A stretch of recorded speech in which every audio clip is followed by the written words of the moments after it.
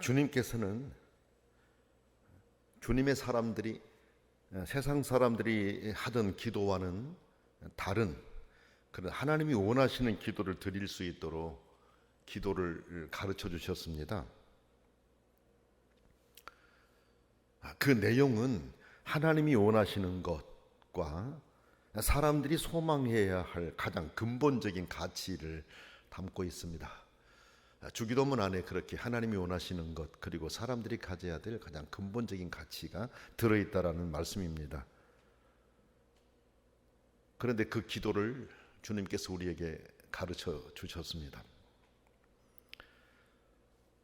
그러므로 주의 기도를 드리는 사람들은 나를 비울 준비를 해야 되고 과감하게 나의 가치관을 바꿀 준비를 해야 합니다. 그래야만이 감히 주님께서 가르쳐 주신 기도를 드릴 수 있기 때문에 그렇습니다. 그래서 주의 기도를 드리는 사람이라면 항상 마음을 가다듬고 신중한 자세로 주의 기도를 드려야 합니다. 물론 우리가 분명하게 인지하지 못하고 주의 기도를 드릴지라도 주의 기도 그 자체가 힘이 있기 때문에 그 기도는 하나님의 마음을 움직이게 될 것입니다. 우리는 지난 한 3주 동안에 걸쳐서 주의 기도를 생각했었는데 그 가운데 하늘에 계신 하나님에 대해서 우리가 말씀을 들었습니다. 하나님이 하늘에 계신다라고 하는 그 의미가 무엇일까? 그 의미들에 대해서 보다 구체적으로 우리가 말씀을 들었습니다. 이제는 하늘에 계신 우리 아버지 부분입니다. 우리 아버지가 의미하는 바가 무엇일까? 이 부분에 대해서 우리가 한 2주 정도 말씀을 듣고자 합니다. 우리 아버지 짧습니다. 그러나 그 짧은 우리 아버지 안에는 매우 광범위한 그 의미들이 담겨져 있음을 우리가 알 수 있습니다. 우리 아버지에 대한 내용을 먼저 생각해 보면 첫째로 이 우리라고 하는 이 단어가 아버지 앞에 있습니다. 하늘에 계신 우리 아버지, 아버지 앞에 우리라고 하는 그 의미의 단어가 들어 있습니다. 이것은 여러분 주의 기도는 개인으로서가 아니라 교회로서 기도하라는 것을 가르친다 이렇게 볼 수가 있습니다. 물론 개인이 혼자 있을 때도 우리는 주기도문을 드립니다. 또 드릴 수 있습니다. 그러나 혼자서 주의 기도를 드릴지라도 주님 안에 새 사람 된 그 사람은 교회입니다. 성경 말씀을 보게 되면 너희가 하나님의 성전인 것과 쭉 하시면서 알지 못하느냐 하신 말씀이 고린도전서 3장 16절에 나옵니다. 우리가 하나님의 성전이라는 것입니다. 성도 한 사람 한 사람이 교회라고 하는 그런 의미입니다. 자, 그래 그리스도의 신앙을 가진 사람들은 교회이기 때문에 우리가 교회로서 주의 기도를 드리는 것입니다. 그러므로 비록 한 사람이 기도할지라도 교회 공동체 안에 하나 된 나로서 기도를 드린다라는 것을 잊지 말아야 됩니다. 여러분, 이 기도하는 사람이 주의 기도를 드릴 때 그 주의 기도는 개인의 사적인 것을 구하는 것이 아닙니다. 같은 내용과 같은 의미와 같은 목표를 두고 기도하고 있기 때문에 그렇습니다. 여러분 주의 기도의 내용을 보게 되면 그 사적인 개인의 어떤 요구를 구한다라기보다는 우리 전체 교회 공동체의 어떤 기도 내용들을 구하는 것을 우리가 볼 수 있습니다. 내가 교회 공동체 구성원으로서 우리가 무엇을 구해야 되고 하나님 무엇을 원하는지 우리 아버지께 우리가 기도를 드리고 있다라는 것입니다. 그 주의 기도는 또한 그리스도의 신앙을 가진 사람이 함께 모여서 같은 내용을 한 목소리로 한 목적을 추구하면서 기도하기 때문에 교회로서 기도하게 되는 것입니다. 비록 한 사람이 주의 기도를 드릴지라도 어디에서 드리든 그 한 사람은 교회입니다. 그래서 교회 공동체의 일원으로서 나는 주의 기도를 드리고 있습니다. 그래서 매우 중요합니다. 내가 주의 기도를 드린다라고 하는 것은 매우 중요합니다. 우리 아버지께 내가 주의 기도를 드리고 있기 때문에 그렇습니다. 두 번째로 이 우리라고 하는 말은 하나님이 우리의 하나님이 되시기를 뜻하셨다라는 것을 우리가 인정하는 것입니다. 우리라고 하는 말은 우리의 소유권을 주장하는 그런 의미가 아닙니다. 무슨 말이냐면 마치 우리의 것처럼 그런 우리 소유 안에 하나님이 계신다라는 것을 의미하지 않습니다. 하나님은 우리의 소유가 될 수 없기 때문에 그렇습니다. 하나님 우리의 소유물이 될 수가 없지 않습니까, 여러분? 그래, 우리라고 하는 말은 천체와 세상과 그 안에 있는 천하 만물을 만드신 하나님, 그리고 그 만드신 모든 것들의 진행을 운전하고 계신 하나님, 하늘과 땅을 다스리고 인류의 모든 것을 아시고 다스려 가신 그분 하나님께서 우리 하나님이 되시기로 뜻하셨음을 우리가 인정하는 것입니다. 그래서 그 우리입니다. 그 하나님이 우리 하나님이 되신다라고 하는 것을 인정하는 우리입니다. 교회입니다. 즉 우리가 하나님께 다가가기 전에 하나님이 먼저 우리에게 다가오셔서 우리에 대한 하나님의 소유권을 주장하셨습니다. 너는 내 것이다라고 우리에 대한 하나님의 소유권을 주장하신 겁니다. 우리 하나님이 되시기로 하셨고 우리를 하나님의 백성으로 삼기로 약속하신 것입니다.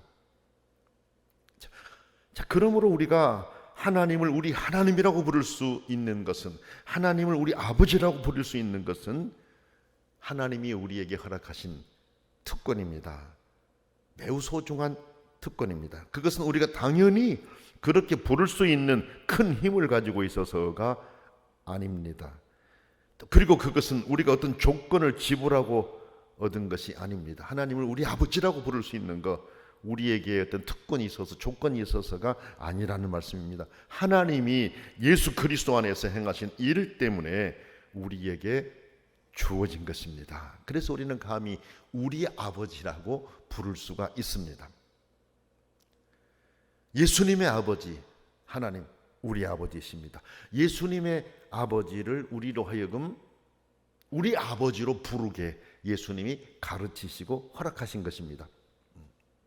그렇죠? 전에도 말씀을 드렸습니다만 다만 차이가 있다면 하나님은 예수님의 친아버지, 그렇죠? 우리는 양아들이잖아요. 예수님은 하나님의 친아들, 우리는 양자들이에요. 그렇지만은 아들의 자격으로서 우리 아버지라고 부를 수가 있는 것입니다.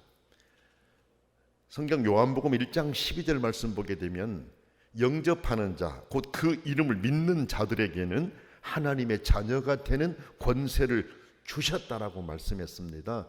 그래 우리는 하나님의 자녀로서 아버지가 허락해 주셨기 때문에 우리는 우리 아버지라고 부를 수 있고 예수님께서 우리 아버지라고 부르라고 그렇게 주기도문을 통해서 가르쳐 주셨습니다. 그래서 우리 아버지께 간절한 마음으로 주의 기도를 드려야 됩니다.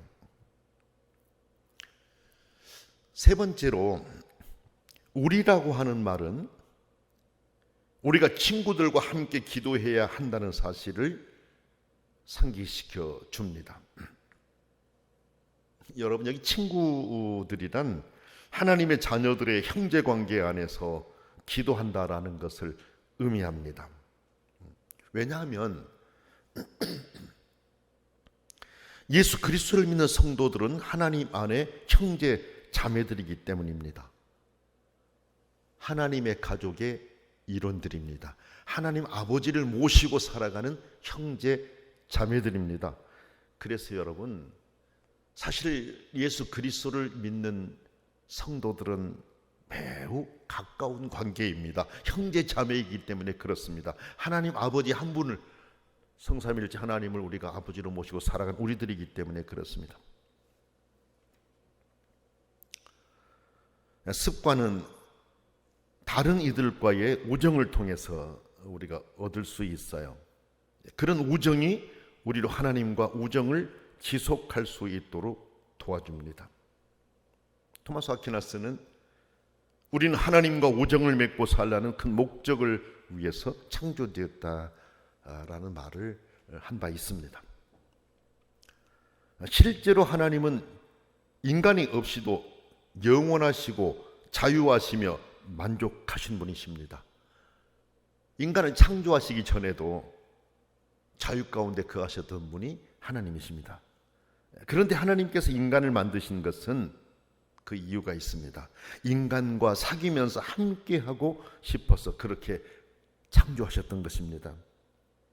그래서 하나님은 인간을 창조하시되 하나님의 형상대로 지으셨습니다. 인간은 이 본래의 목적대로 하나님과의 사귐 안에 있을 때에만 진정한 만족과 즐거움을 가질 수가 있습니다. 왜? 하나님께서 그렇게 살도록 지으셨기 때문에 그렇습니다. 하나님이 그렇게 살도록 지으셨기 때문에 하나님이 원하시는 목적 안에서 살아가게 될 때 인간은 행복하게 살아갈 수 있다라는 말씀입니다. 근데 인간이 하나님을 떠나게 되면 그 떠나게 되는 순간 인간은 불행해집니다. 불안해지고 수치심을 가지게 되고 두려움 속에 떨게 됩니다. 아담과 하와의 경우가 그렇지 않습니까? 아담과 하와의 실수를 통해서 우리가 바로 그것을 배우게 됩니다. 배워야 됩니다. 하나님과 함께할 때는 평화로운 에덴에서 평화롭게 생활할 수 있었지만은 하나님의 뜻을 거역했었을 때 숨어야 됐었고 수치심을 얻게 됐었고 부끄러움과 두려움 속에 살아야 되지 않습니까? 그래 바로 그 아담과 하와의 모습을 통해 우리들이 교훈을 삼아야 되고 우리들이 그것을 보고서 우리들은 날마다 하나님이 나를 지으신 목적이 무엇인가 이것을 생각하면서 살아갈 수 있어야 됩니다. 기도하는 것을 통해서 하나님이 원하시는 그 모습대로 살아가는 것을 배워가는 거예요. 주의 기도 안에는 하나님이 원하시는 목적이 담겨져 있기 때문에 그렇습니다. 여러분, 기도하는 좋은 습관을 가진 친구를 가진 사람은 함께 그런 사람으로 변해갈 수 있습니다. 물론 기도하는 사람이라고 모두가 언제나 반듯하게 사는 사람이다 이렇게 말할 수는 없어요. 왜? 인간이 불완전하기 때문에 인간이 연약하기 때문에 그렇습니다. 그래서 기도하는 사람이라도 흔들릴 때도 있고 때로는 실망시킬 때도 있어요. 그러나 그 자세를 가진 자들은 겸손해질 수 있습니다. 기도하려고 하는 자들, 기도하는 그 자세를 갖고 살아간 사람들은 겸손해질 수가 있어요. 그리고 함께 기도하는 친구들이 서로 좋은 영향을 미치면서 바른 삶을 추구해 가게 되는 거예요. 그래서 기도하는 좋은 친구를 만날 때 복입니다. 주의 기도를 함께 드리는 친구들이 많을 때 복이죠. 이걸 우리가 알아야 돼요. 성경을 보면 예수님께서 친구로 삼으신 사람들의 삶이 반듯한 사람들의 모습은 아니었었어요. 예수님은 세리와 죄인의 친구라는 말을 들었습니다. 마태복음 11장 19절 말씀 보면 이런 말씀이 나와요. 인자는 와서 먹고 마시며 말하기를 보라 먹기를 탐하고 포도주를 즐기는 사람이요 세리와 죄인의 친구로다 하는 말씀이 나와요. 예수께서는 그런 사람들과 친구가 되어 주셨습니다. 예수님은 사람들로부터 그 말을 듣는 거 싫어하지 않으셨습니다. 세리와 죄인의 친구라고 하는 말을 들었을 때 예수님께서 오히려 그 자체가 진심으로 나는 그들의 친구다라고 하는 것을 예수님은 보여주고 싶었다라는 걸 우리가 알 수 있어요. 그래서 그들은 함께 기도할 수 있었습니다. 함께 주의 기도를 드릴 수가 있었습니다. 사람들이 멀리하고 배척했다 할지라도 예수 안에서 그들은 예수님의 친구가 되어서 주님이 가르쳐 주신 주의 기도를 드릴 수가 있었어요. 우리 아버지께 우리 안에 포함되어서 기도드릴 수가 있었습니다. 비록 실수가 있고 부족한 점들이 있는 사람들이라고 할지라도 서로 친구가 되어서 함께 기도하는 것이 매우 중요합니다. 주님은 그것을 원하시고 친구가 되어 함께 기도하도록 그렇게 주의 기도를 가르쳐 주셨습니다. 오늘 우리는 주의 기도를 드릴 수 있는 자가 되었다라는 거 감사할 수 있어야 돼요. 그리고 주의 기도를 함께 드릴 수 있는 사람들이 많아질 수 있도록 주님 안으로 많은 사람들을 인도하는 역할을 해야 됩니다. 그래서 나로 인해서 주님이 가르쳐 주신 주의 기도를 통해 하나님을 우리 아버지라고 부르면서 우리 안에서 교회로서 기도한 사람들이 많아지도록 나를 사용해 달라고 기도할 수 있어야 하겠습니다. 네 번째로,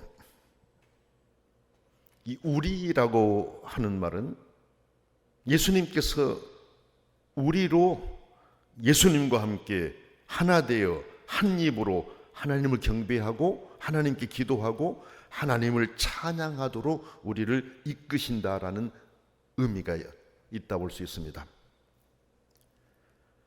예수님께서는 하나님과 우리가 화해하여서 결합하도록 중재해 주신 분이십니다. 예수님께서는 자신의 제자들을 친구라고 부르셨습니다. 요한복음 15장 13절로 16절 말씀을 보면 그렇습니다. 하나님과 우리는 함께 할 수 없었잖아요. 그러나 예수 그리스도께서 오셔서 십자가를 지시고 화해해 주심으로 말미암아 하나님과 우리 사이에 중보자가 되어 주셨어요. 중재자가 되어 주셨어요.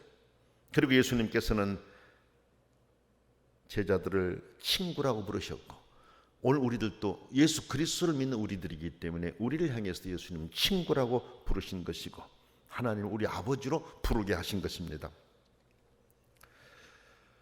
여러분, 예수님은 자기 친구들을 위해 자기 목숨을 내놓으심으로써 우정을 행하신 친구이셨습니다. 그렇지 않습니까? 십자가에 달려 죽으신 것은 우리를 위하신 것이잖아요.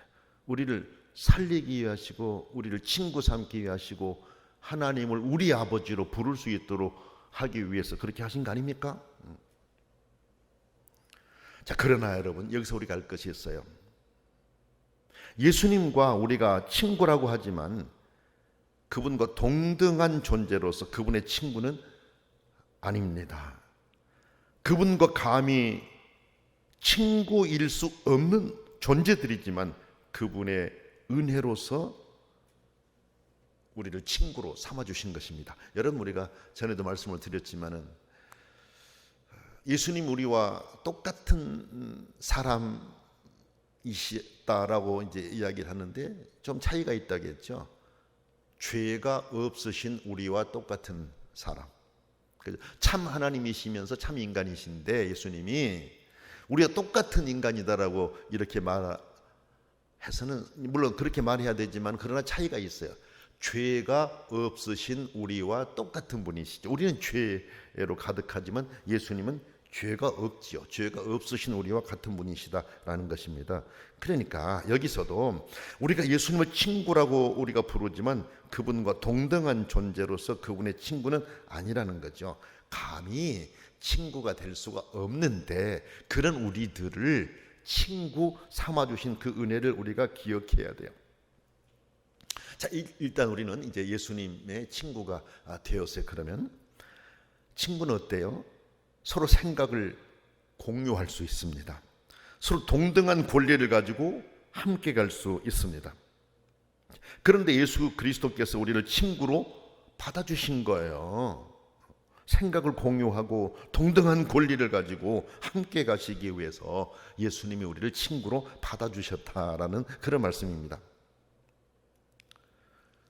예수님께서는 친구라고 부르신 후에 우리에게 이런 말씀을 하세요. 너희가 나를 택한 것이 아니라 내가 너희를 택하여 세운 것이다 라고 분명하게 밝히셨습니다.